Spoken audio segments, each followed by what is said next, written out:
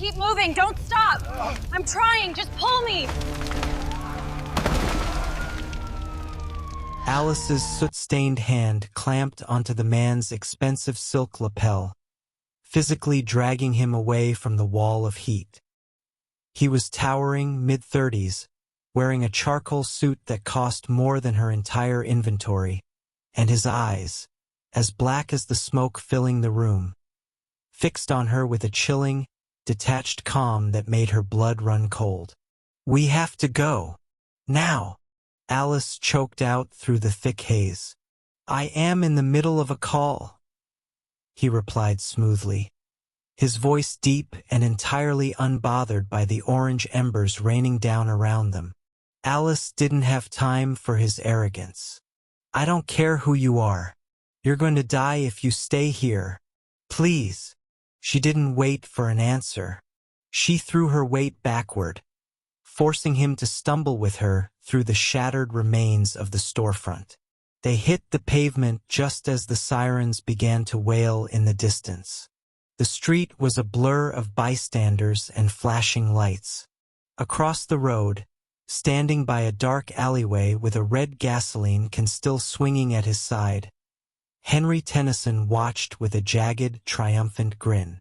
He thought he had finally erased her, but exactly 60 seconds later, the grin died. A secondary explosion from the back office sent a plume of fire into the sky, illuminating the man Alice had just saved. Chad King didn't look like a victim. He stood on the sidewalk, adjusted his perfectly straight tie, and brought the phone back to his ear. "Change of plans," Chad said, his eyes locking onto Henry's distant, terrified form. "The florist is with me now.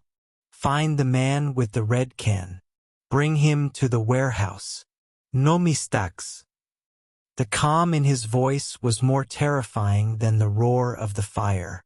Henry began to back away, the realization hitting him like a physical blow. He hadn't just burned a shop. He had tried to cremate a king. To understand how a routine flower delivery turned into a death sentence, we have to go back to 3 hours earlier. Alice G. Cook was carefully arranging a bouquet of black roses, unaware that her abusive past was currently parking a block away with a trunk full of accelerant. The bell above the door chimed with a hollow, lonely ring as Alice G. Cook tucked the last of the deep crimson roses into a sprawling arrangement. It was nearly 9 p.m., and the scent of lilies and damp earth usually brought her peace. But tonight the air felt heavy, charged with the static of an approaching storm. She wiped a stray smudge of soot from her cheek, a remnant of cleaning the old flu, unaware that a different kind of darkness was already walking through her front door. Henry B. Tennyson didn't enter so much as he invaded. He smelled of cheap beer and stale resentment, his rough jacket damp from the evening mist.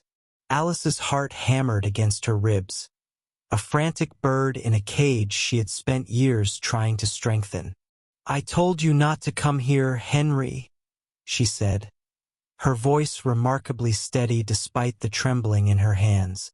She kept the floral shears on the counter within reach, a meager defense against a man who saw her as property rather than a person. Henry sneered, kicking a fallen petal across the floor.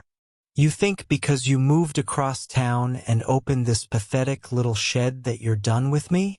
You're nothing without me, Alice. This place, these weeds. It's all a joke." He leaned over the counter, his shadow stretching long and jagged under the flickering overhead lights. "I'm taking what's mine. One way or another, you'll learn that nobody leaves me." "I already left," Alice countered, her eyes flashing with a spark of the resilience that had built this shop from a dream into a reality. "Get out before I call the police." Henry's face contorted into a mask of tense, aggressive rage. He didn't yell. He just leaned closer, the heat of his anger radiating off him. "You'll regret that," By morning, you won't have a single leaf left to call your own." He turned on his heel, the bell chiming one last, ominous note as he vanished into the night. Alice sank onto her stool, the silence of the shop now feeling like a shroud. She had 5 minutes to breathe before her late-night appointment arrived. A secret meeting that felt like her last desperate gamble to save her business from the debts Henry had saddled her with. The door opened again, but this time there was no chime. A man stepped inside, moving with a silent, predatory grace that commanded the room's oxygen. He was mid-30s, dressed in a black suit that screamed luxury and whispered of power. His eyes were cold, unreadable, and anchored in a stillness that made Henry's rage look like a child's tantrum. "Mr. King," Alice whispered, standing up and smoothing her apron. King didn't offer a hand. He scanned the shop, his gaze lingering on the delicate fusion of local blooms and exotic greenery. "The Rose Garden," he said, his voice a deep, smooth velvet that carried a hidden edge. A fragile name for a woman dealing with such thorns. Alice realized he must have seen Henry leaving. She felt a flush of shame, but Chad's expression remained composed and controlled. He wasn't judging her, he was evaluating her. "I'm here to discuss the partnership, not my personal life," Alice said, trying to reclaim her professional footing. Chad stepped toward the back office, his presence filling the small space. "In my world, Alice, everything is personal, especially when it involves an investment." He pulled out a sleek, obsidian black phone, but didn't look at it. Instead, he looked directly at her. "You want a front for your talent, and I need a legitimate face for my interests. But tell me, can you handle the heat that comes with standing next to a man like me?" Alice looked at the roses in her hand, their petals soft but their stems armed with sharp, protective barbs. "I've spent my whole life surviving the heat, Mr. King. I'm ready to start a fire of my own." Chad's lips quirked into the ghost of a smile, cold, yet strangely promising. He gestured toward the office. "Then let's look at the books. We have much to discuss before the night is over." As they stepped into the back, the smell of gasoline was still a mile away, but the deal that would change Alice's life had already been struck in the shadows of the roses. Henry B. Tennyson stood in the shadows of the alleyway, the heavy weight of the red plastic jerrycan pulling at his shoulder like a physical manifestation of his grudge. The night air was cool, but his skin was hot with a feverish, restless energy. He watched the warm, inviting glow of rose garden flowers through the glass storefront, his jaw tight with an aggressive, tense expression. To anyone else, the shop was a testament to hard work and beauty, but to Henry, every petal was an insult, a sign that Alice thought she could thrive without his permission. He moved toward the side entrance, the gravel crunching under his boots like breaking bone. He didn't care about the cameras, he didn't care about the consequences. He only cared about the feeling of power returning to his hands as he unscrewed the cap. The sharp, acrid scent of gasoline cut through the lingering fragrance of jasmine and lavender, a violent intrusion that made him grin. He began to douse the wooden frame of the door, the liquid dark and shimmering in the moonlight, splashing against the glass where Alice had spent hours painting her name in gold leaf. "Nobody leaves me," he muttered, his voice a jagged rasp in the quiet street.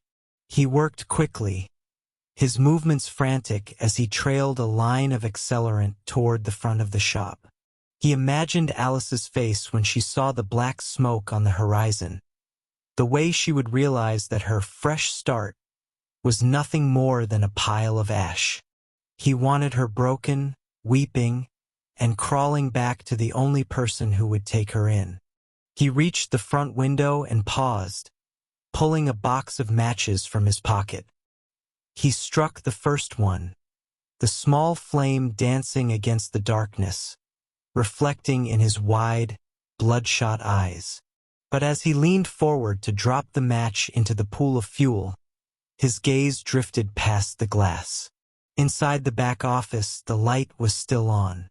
He hadn't expected her to have a guest this late. Through the storefront window, he saw a man standing perfectly still. He was tall, dressed in a black suit so dark it seemed to absorb the light around it. He wasn't Alice. He was someone else, a figure of cold, composed power who looked entirely out of place among the ferns and floral wire. Henry froze, the match burning down toward his fingertips. For a fleeting second, he expected the man to panic, to shout, or to run for the fire extinguisher.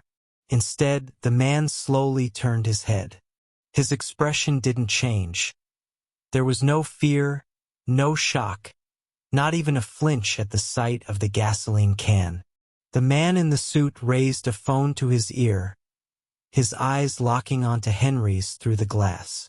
It was a look of profound, chilling detachment, as if he were observing a minor nuisance rather than a threat.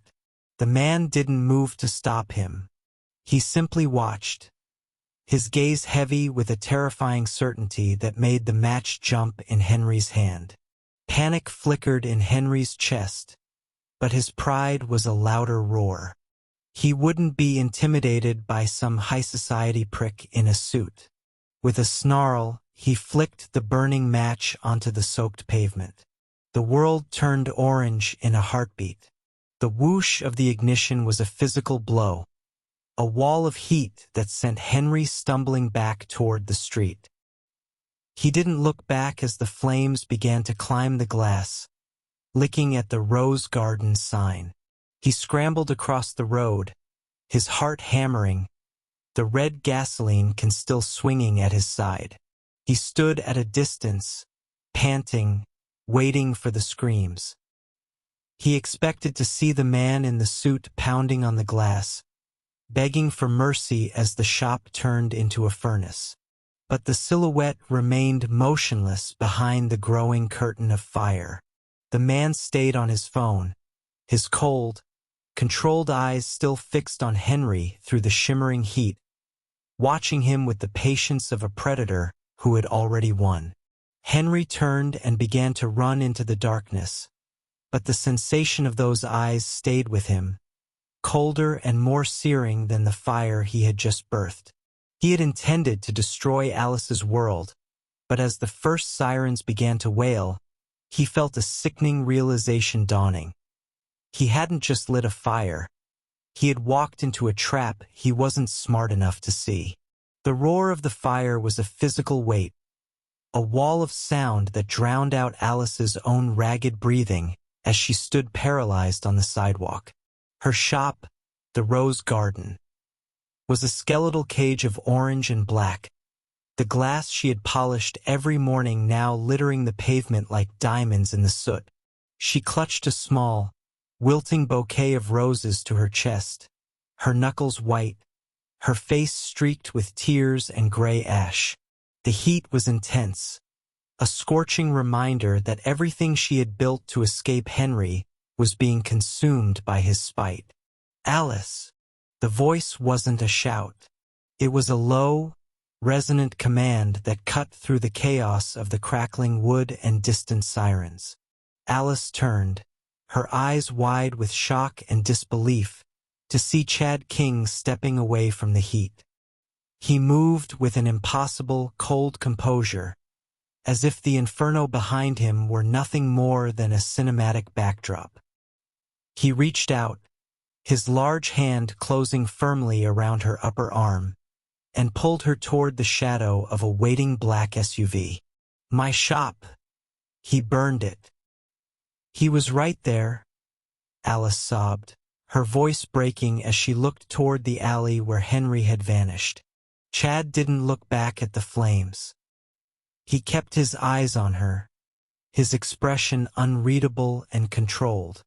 The shop is gone, Alice. You are not.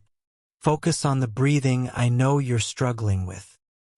He guided her into the back seat of the vehicle, the leather cool and smelling of expensive sandalwood, a jarring contrast to the acrid scent of gasoline still clinging to her clothes.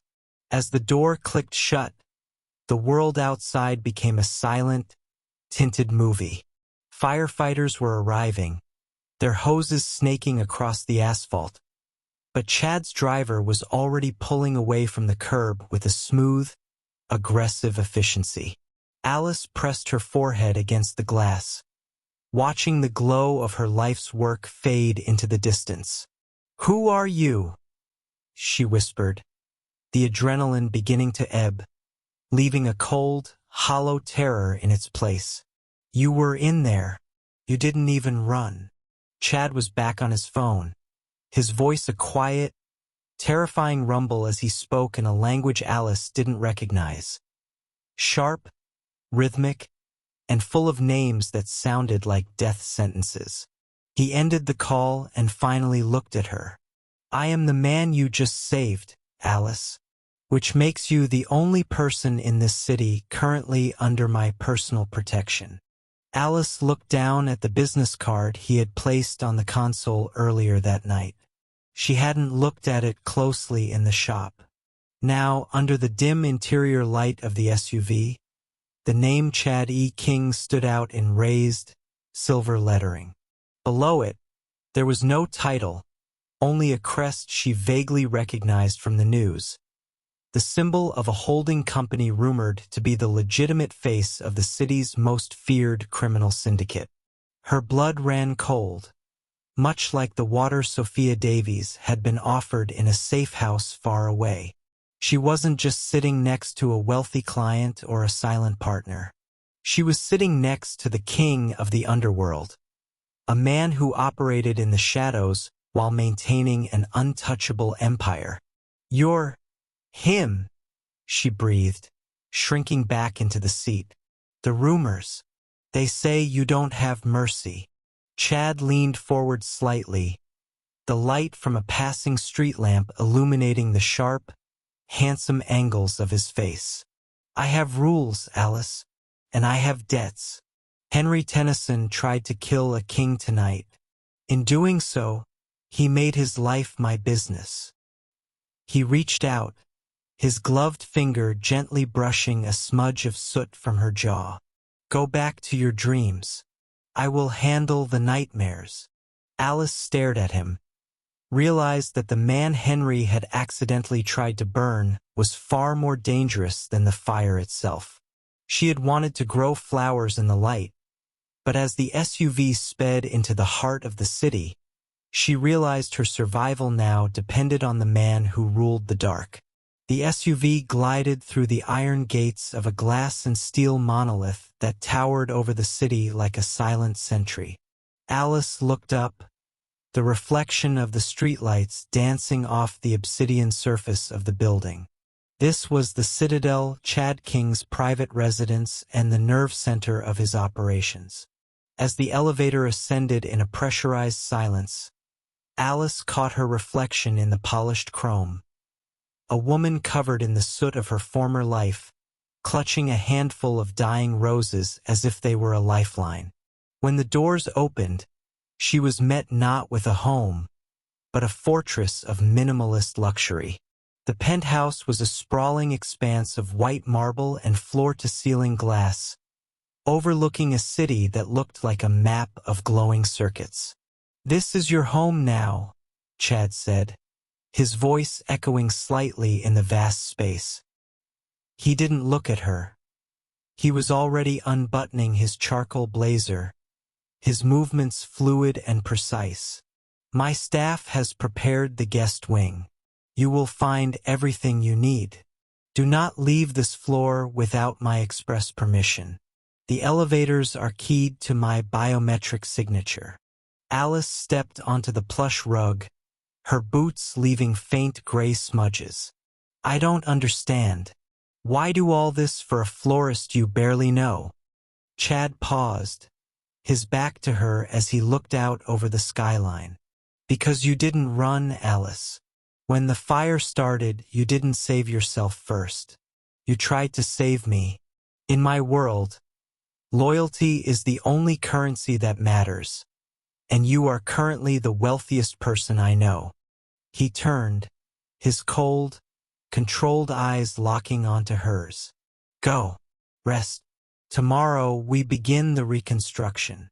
While Alice was being led to a room filled with silk sheets and automated climate control, 3 miles away, the world was far less refined. Henry Tennyson was huddled in the corner of a derelict basement apartment, the air thick with the smell of damp concrete and his own frantic sweat. The red gasoline can sat in the center of the room, a silent witness to his stupidity. He was staring at his phone, his thumb hovering over the refresh button on a local news app. He expected to see headlines about a tragic accident at a flower shop. He expected to see Alice's name listed among the casualties. Instead, the news was silent. There were reports of a fire, yes, but no mention of bodies. And then, a notification popped up, not from the news, but a text from an unknown number. It was a photo of the red gasoline can he was currently staring at, taken from an angle that suggested someone had been watching him the entire time. Henry scrambled to his feet, his heart hammering a frantic, uneven rhythm. He checked the deadbolt, his hands shaking so violently he nearly dropped his keys. He was a predator who had spent years hunting a woman he thought was weak, but for the first time in his life, he felt the icy breath of something much larger on his neck. He began to pack a duffel bag with trembling hands, throwing in crumpled cash and stained clothes, his eyes darting to the shadows in every corner. He was a rat looking for a hole, unaware that the king had already mapped the entire maze. Back at the penthouse, Chad King sat in a leather armchair, a glass of amber liquid on the table beside him. He wasn't frantic. He wasn't rushing. He was reviewing a series of digital dossiers on a tablet, Henry's bank records, his known associates, his childhood traumas. To Chad, this wasn't a chase. It was a surgical procedure.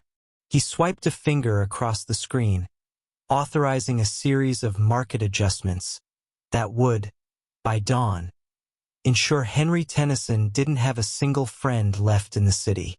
Chad took a slow sip of his drink, his expression as composed and controlled as it had been while the shop burned. The fire was his mistake, Chad murmured to the empty room. The reconstruction is mine.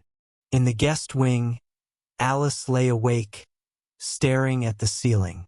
The smell of the roses was fading, replaced by the sterile, expensive scent of Chad's world. She was safe, but as she listened to the low hum of the building's security systems, she realized that the protection of a king came with its own kind of fire, one that didn't just burn the past, but forged a completely different future. Morning in the citadel arrived not with the sound of birds, but with the soft, electronic hum of the city awakening far below. Alice stood by the floor-to-ceiling windows, a cup of coffee cooling in her hands. She felt like a ghost haunting a glass palace, still wearing the borrowed silk robe Chad's staff had provided. Her mind kept drifting back to the smell of gasoline and the terrifyingly calm way Chad had looked at Henry through the flames. In the center of the living area, Chad King sat at a mahogany desk, his focus entirely on the array of monitors before him. He hadn't slept. He had simply traded his blazer for a crisp white dress shirt with the sleeves rolled up. He looked less like a businessman and more like a general preparing for a siege. "You're awake," Chad said, his voice a low vibration that seemed to anchor the room. He didn't look up from the tablet he was swiping through. "Sit." The day has already begun for Mr. Tennyson. Alice sat tentatively at the edge of a sleek chair. What are you doing to him? Is he dead? Death is a mercy, Alice. It is a quick end to a long problem, Chad replied, finally leaning back and meeting her gaze with those cold, controlled eyes. Henry Tennyson believes he is a big man because he can intimidate a woman and light a match. I am reminding him that he is, in fact, very small. He turned one of the monitors toward her. It showed a series of banking interfaces and legal documents flickering by. At 6 a.m., his primary accounts were flagged for suspicious activity.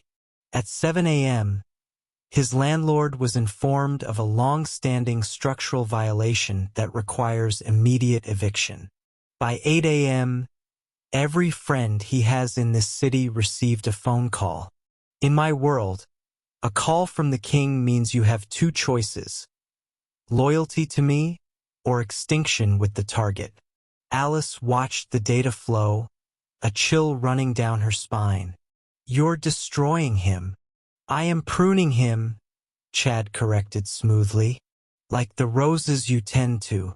You remove the dead weight so the rest can survive. He is the rot, Alice. I am merely the gardener. Across the city, in the cramped, grimy lobby of a check-cashing store, Henry was discovering the reality of Chad's metaphor. He slammed his card into the ATM for the 5th time, his rough hands shaking with a tense, aggressive energy. Transaction declined. Work, you piece of garbage, he hissed, kicking the machine. He pulled out his phone to call his cousin, the one man who usually helped him hide when things got hot. The line rang twice before a voice he didn't recognize answered. Henry B. Tennyson? The voice was flat, professional. Yeah? Where's Mike? Mike is currently cooperating with a private investigation regarding the arson of a certain flower shop. He suggests you don't call this number again. In fact, he suggests you start running. The police are on their way to your last known address with a warrant for a cold case from 3 years ago. That warehouse robbery you thought everyone forgot about. The line went dead. Henry stared at the screen, the reflection of his own panicked face looking back at him. He felt the walls of the city closing in. Every siren he heard in the distance felt like it was screaming his name. Every stranger in a suit looked like the man from the fire. He was an apex predator who had suddenly realized he was at the bottom of a much larger food chain. Back in the penthouse, Chad stood and walked toward the window, standing beside Alice. He didn't touch her, but his presence was a warm, heavy weight. By tonight, he will have no money, no home, and no one to turn to. He will be hungry, tired, and desperate. That is when a man like Henry becomes truly dangerous, and that is when he will make the mistake that ends him. Alice looked at Chad, seeing the shadow of the man Mafia Davies had saved in a different world, a man who moved pieces on a board with terrifying precision. And then, Chad said, his voice dropping to a whisper, you will never have to look over your shoulder again. Alice gripped the window ledge, her knuckles white. She was safe, but she realized that she wasn't just watching a villain fall. She was witnessing the birth of a new, much more complex life. The rain began as a cold, needle-sharp drizzle, slicking the pavement of the city's high-end district. Henry Tennyson stood in the shadows of a parking garage across from the Citadel, his breath hitching in shallow, jagged gasps. He looked nothing like the man who had confidently lit a match 24 hours ago. His hair was matted with sweat and grit, his rough jacket torn at the shoulder from a scramble over a chain-link fence, and his eyes, wide and bloodshot, darted incessantly toward every passing pair of headlights. He was a man who had been stripped of his name, his money, and his sanctuary in a single afternoon. "She's in there," he hissed to himself, his voice a dry rasp. "She's with him, thinking she's safe, thinking she can just walk away." The desperation had curdled into a frantic, localized madness. To Henry, the glass monolith across the street wasn't just a building. It was the vault containing the only thing he had left to control. He didn't have a plan, only the heavy, blunt force trauma of his own obsession. He adjusted the grip on a heavy iron pry bar he'd scavenged from a construction site, his posture tense and aggressive as he stepped out into the rain. He approached the service entrance at the rear of the building, a heavy steel door he assumed would be the weak point for a man of his stature. In his mind, he would break in, find the service stairs, and drag Alice back to the reality he had created for her. He jammed the pry bar into the door frame, his muscles straining until his face turned a bruised shade of purple. The door didn't budge. Instead, it hissed. A soft, pneumatic click echoed in the alleyway, and the door didn't fly open. It slid aside with a clinical, silent grace. Henry stumbled forward, his momentum carrying him into a sterile, brightly lit vestibule. He looked around, his chest heaving, expecting to see a terrified janitor or a sleeping guard. Instead, he found himself staring into the lens of a high-definition thermal camera that swiveled with a soft hum to track his heat signature. "Alice!" Henry roared, his voice bouncing off the reinforced walls. "I know you're here. Come out and face me." He swung the pry bar at the inner glass door, expecting a satisfying shatter. The iron struck the surface with a dull thud, vibrating painfully up his arms. The glass didn't even scratch. It was ballistic grade, designed to withstand small arms fire and the calculated strikes of professionals, not the clumsy swings of a cornered rat. "Mr. Tennyson," a voice spoke. It didn't come from a person, but from the hidden speakers in the ceiling. It was cold, detached, and utterly devoid of empathy. "You are currently trespassing on private property. Your biometric data has been recorded and forwarded to the local precinct. You have 10 seconds to drop the weapon before active deterrents are engaged." "I'm not leaving without her," Henry screamed, swinging again. "You hear me? She's mine." The lights in the vestibule shifted from a clinical white to a harsh, strobing crimson. From the shadows of the inner corridor, two figures emerged. They didn't look like policemen. They wore matte black tactical gear, their faces obscured by ballistic masks that made them look like faceless statues of shadow. They didn't draw guns. They didn't need to. One of the guards moved with a speed that Henry's beer-dulled brain couldn't process. Before Henry could raise the pry bar for a third strike, a gloved hand caught his wrist in a grip that felt like a hydraulic vice. A sharp, sickening pop echoed through the hall as Henry's wrist was forced into a submissive lock. Henry plummeted to his knees, a strangled cry escaping his throat. The second guard stepped forward, his heavy tactical boot pinning Henry's other hand to the floor.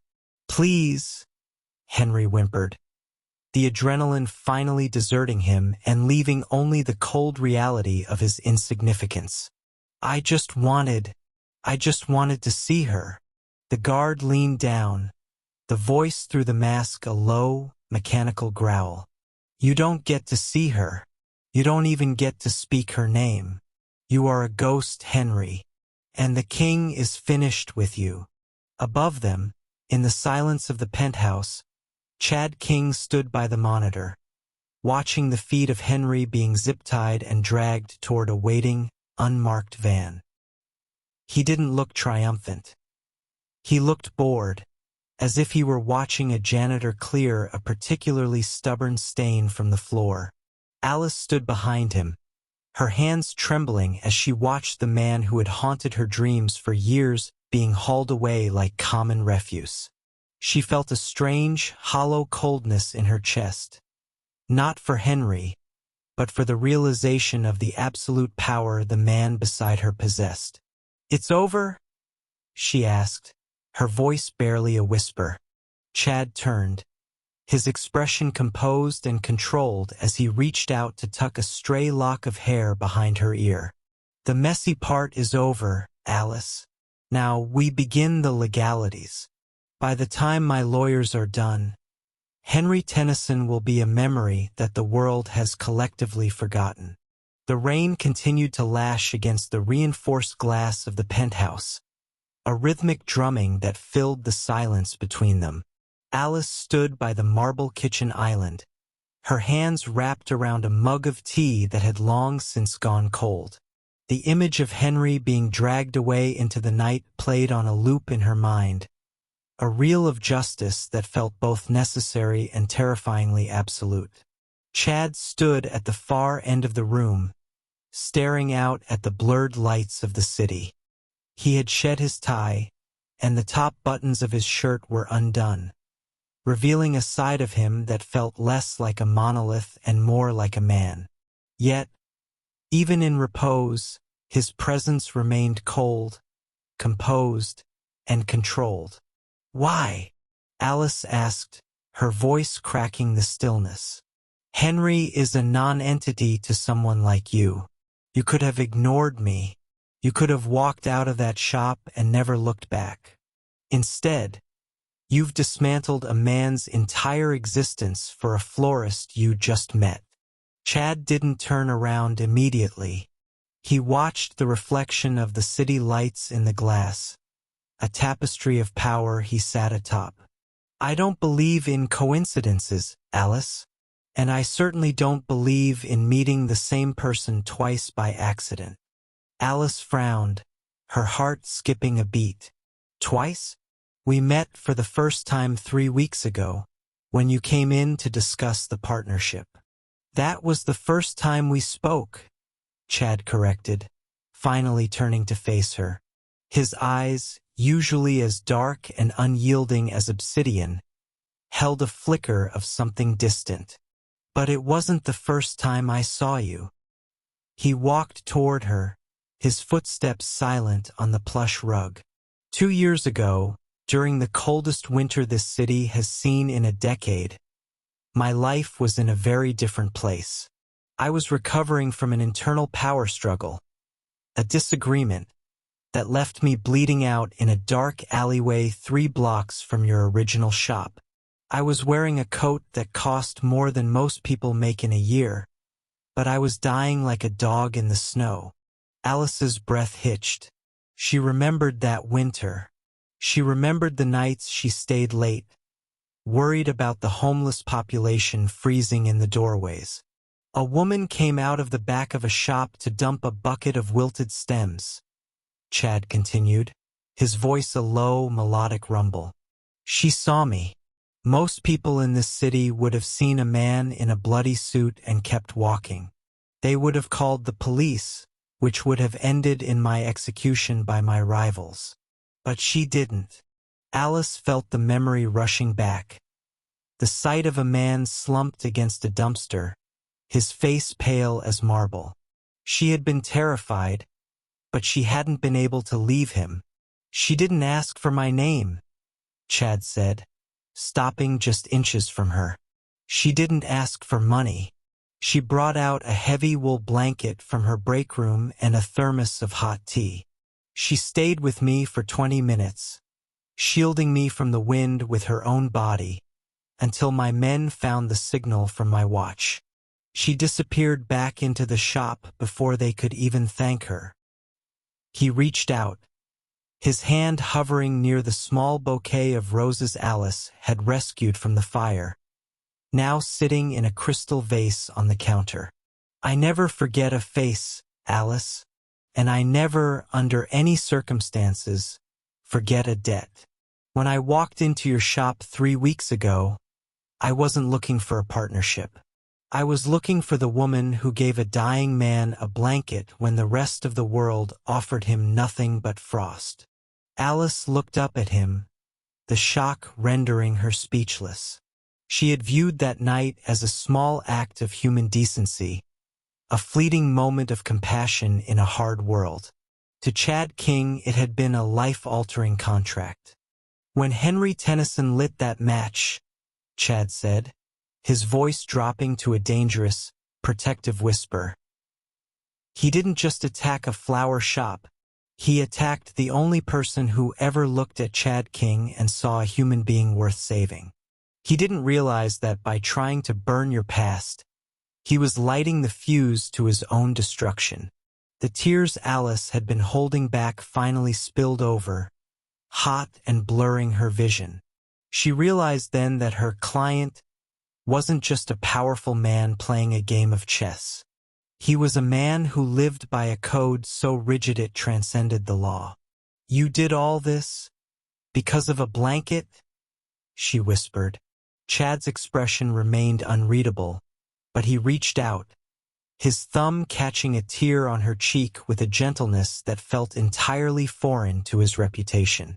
"In my world, a blanket is worth a kingdom, and a flame meant for you is a flame meant for me." As the rain continued to wash the soot from the city streets, Alice realized that the burning truth wasn't just about the fire. It was about the fact that she was no longer a victim of her past, but a pillar of a new, formidable empire. The basement of the Citadel's security wing was a place of clinical, terrifying silence, far removed from the plush silks and panoramic views of the penthouse. Here, the air was cool and smelled faintly of ozone and industrial cleaner.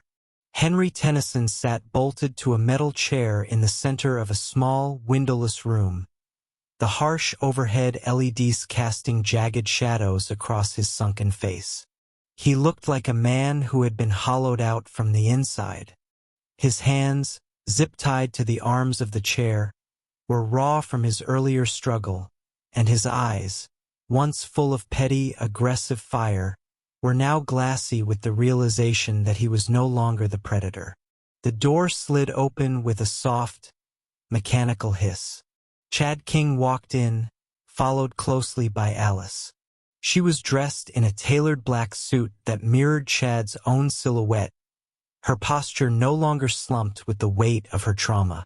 She stood tall, a rose of iron forged in the heat of the fire Henry had started.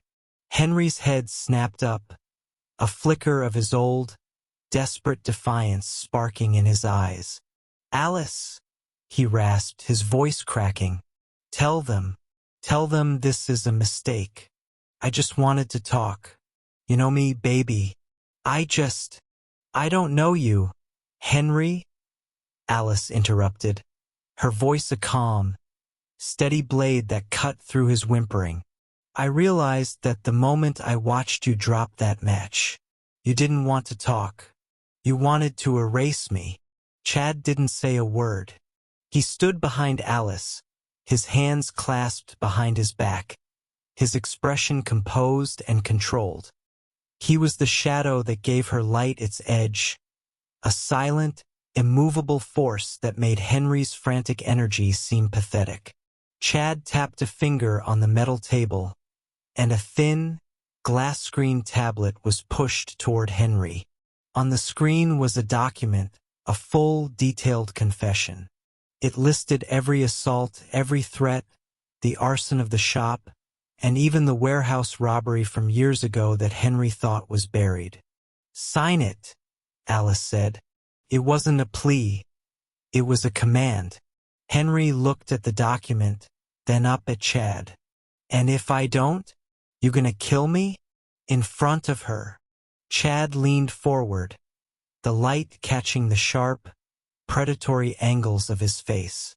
"I don't kill ghosts, Henry. And as far as the world is concerned, you already don't exist. Your bank accounts are gone. Your friends have forgotten your name. If you don't sign this, the police waiting outside that door will take you to a state prison where I have many business associates. You won't last a week. He leaned closer, his voice dropping to a whisper that made the hair on Henry's neck stand up. But if you sign, you go to a federal facility. You'll be safe behind bars. You'll be away from me. That is the only mercy I am offering. Sign, and Alice never has to look at your face again. Henry looked at Alice, searching for the soft, forgiving woman he had bullied for years. He found nothing but a cold, beautiful stranger. He looked at the shadow she now walked with, a man who had dismantled his entire life without breaking a sweat. For the first time, the full weight of his insignificance hit him. He was a small, broken man who had tried to burn down a kingdom, only to realize he was standing in the center of the throne room. With trembling hands, Henry leaned over the tablet. The guard released one of his wrists, and he scrawled his name across the digital line. As the accepted notification flashed on the screen, the last of Henry's bravado vanished. He slumped back into the chair, looking small and defeated. Alice didn't look back as she turned toward the door. She didn't feel the need to gloat or scream. The final harvest wasn't about revenge. It was about clearing the field for something new. "We're done here," Alice said to the room. Chad followed her out, his hand resting briefly on the small of her back, a gesture of protection and partnership. As the heavy steel door locked behind them, leaving Henry in the silence he had earned, Alice took her first breath of a future that finally belonged to her. The morning air in the lower district usually tasted of soot and desperation, but today, it smelled of crushed velvet and expensive oil.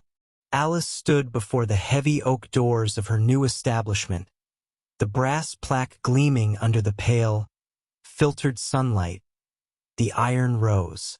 It wasn't just a shop, it was a statement. She smoothed the skirts of her gown, a deep, bruised purple that shimmered like an oil slick, and felt the weight of the keys in her palm. They were cold, forged from the same soul-steeled iron that reinforced the shutters. A year ago, the shadows of these alleys would have made her pulse stutter. She used to jump at the creak of a floorboard or the flicker of a dying candle. Now, she moved through the dim interior of her showroom with a predatory grace, flicking her wrist to ignite the gas lamps. The shop was a sanctuary of beautiful, dangerous things. Clockwork birds with razor-thin wings sat perched on blackened silver cages, and vials of tinctures that could either cure a fever or stop a heart sat nestled in silk-lined crates. As the first bells of the city rang, the crowds began to gather outside. They came out of curiosity, drawn by the rumors of the woman who had survived the shadows and emerged with a fortune. But Alice knew the real reason they whispered. They weren't looking at the craftsmanship of her wares. They were looking for the silhouette that always lingered just behind her. The bell above the door chimed, and the elite of the city spilled in. Merchants in fur-trimmed coats and ladies with lace fans peered at her displays, their eyes darting nervously toward the back office. Alice greeted them with a practiced, razor-sharp smile. She moved among them, closing deals with a confidence that bordered on arrogance. When a rival silversmith tried to intimidate her with talk of territory and dues, Alice didn't flinch.